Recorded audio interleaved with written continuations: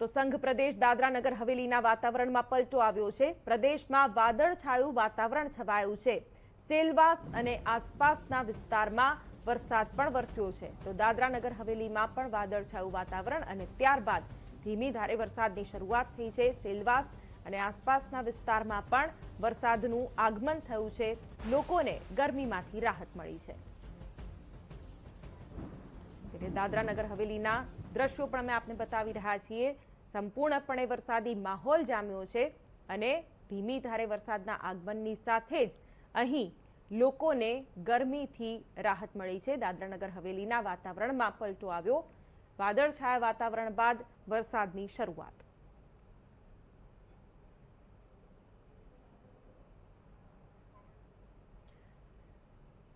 તો રાજ્યભરમાં આગામી દિવસોમાં વરસાદની આગાહી કરવામાં આવી છે।